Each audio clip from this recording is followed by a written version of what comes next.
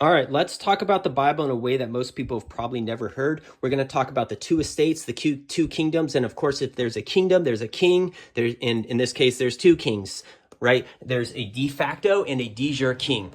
So we're going to talk about these two estates right here. So we've got the Adamic estate on the left here, and we've got the Christic estate on the right side. This Christic estate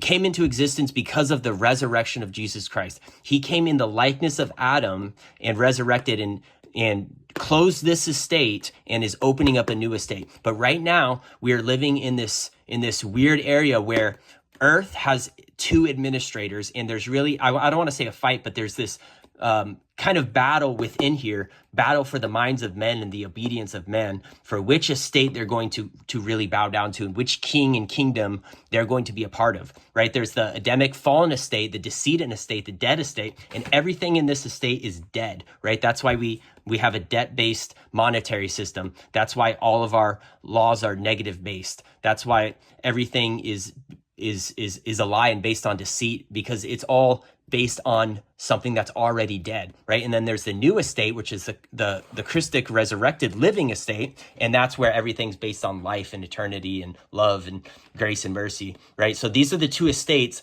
and this one is de jure, and it's operating solely off of it's an illegitimate operation. Its operation is basically because Adam fell, and he was the one who was supposed to operate this estate. And now that he fell, and he no longer has that ability because he breached trust with God. Now the de facto God of this world is taking de facto administration of this decedent Adamic fallen estate that is administering the earth, right? So God owns the earth, right? But he and he will always retain ownership of the earth. Nobody owns the earth. Nobody owns anything in the earth. That's really, ownership is kind of a hoax in this world. You can't own anything. You could only steward it, right? So God created the earth, and he gave the estate, right? The ability to steward the earth. He gave that to Adam, right? So God retains ownership, and then the fall happened. Sin, right? Through sin breeds death, right? Death entered through sin, and then that's the breach of the trust. So Adam, who was the trustee, who was the steward, who was tasked to rule and reign and control the earth, he breached that trust. Now he no longer has that position. So that position's up for grabs. Nobody's going to take it. So who took it? Well, it's the God of this world. That's why when Jesus was tempted by the devil on the mountain, he said that all of these kingdoms were delivered to him, right? This is a battle between kingdoms, and which kingdom you're going to enter into. That's why it says that we are transferred from the kingdom of darkness to the kingdom of his son, right? These are the two kingdoms that you're either here, right? These are the two kingdoms, and this is earth. And then it's who are you bowing down to? Who are you serving? This could also be the Mammon estate. This could be the God estate, right? Who are you serving on this earth while you're here? Because both of these estates are overlapped. Both of these administrators, the de facto and the de jure administrators, are both fighting, or not necessarily fighting, but, they're both trying to, those are the two options. There's only two options. There's only two kings. One's a de facto king. One's a de jure king. One's a fake, false, illegitimate king. One's a real living king that cares about you and wants you to and died for you, right? So Christ, the cross happened, right? That's why Jesus is the last Adam. Why is he the last Adam? Because he was the last one to be birthed into this estate, because he had to come in the likeness of man, because he had to come into this estate in order to pull people out of this estate. He had to come in the likeness of this estate. He had to come as a man, right? So let's talk about like an estate, like a peasant. That would be an estate, right? And then you would have like above that you would have like a king or noble, and then above that you might have like clergy or something, depending on how it's structured. But like this would be the peasant class, and that's an estate, and you were born into this estate, and you can't you don't just like become a king, right? You can't leave this estate. You're stuck in this estate, and that's what happened here. Unless you are redeemed by somebody up here, and then you could be redeemed and transferred from one estate to another estate. But there has to be some sort of transaction, some sort of exchange. And that's the redemption process of Jesus, pulling you out of this estate and into this estate, pulling you from being a slave to sin and death to being a slave to righteousness and a child of God, right? These are the two estates. So Revelation is Jesus opens the seal. Nobody could open the seal. What was the seal? It was, people say it's a title deed to the earth, and I think that's correct, a good way of saying it.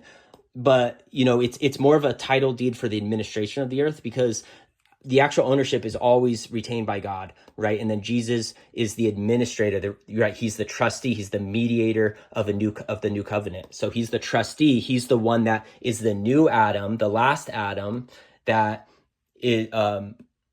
cancels out the God of this world and is ruling and reigning where Adam was supposed to in the beginning, right? But Revelation is all about kicking out the God of this world, because he no longer has even the de facto ability to operate the decedent estate, because Jesus came and he came in the likeness of man. So he came into this estate and he did not sin. He did not breach the trust, right? So he's the only one in the universe, really, that could actually operate this estate. So what he did was he canceled this one. Jesus isn't coming to fix this. This whole thing is just going to be terminated and destroyed and really burnt with fire, right? And then he came and he created this one, right? He was the last Adam, but he was also the firstborn. He's the firstborn into this new estate because he created this estate, and he's transferring us all from this estate to this estate, right? And then this estate, this is the earth right here. This whole thing's going to be gone. I don't know when, but we're getting closer and closer every day, but this whole state is going to be gone. And then this overlapping where there's two estates, two kingdoms, it's just going to be one, and it's just going to be here. And then there's only going to be one administrator, right? That's what happens at the end of Revelation. Jesus returns into the fully realized Christic estate as the admin. Jesus reigns as king forever, right? But right now we're still in this two estate construct where there's really the choice, because the de facto God of this world is still trying to deceive the nations and sell your souls, like it says in Revelation, and what they're doing with your birth certificate and the social security number and everything. They're trading your soul for their own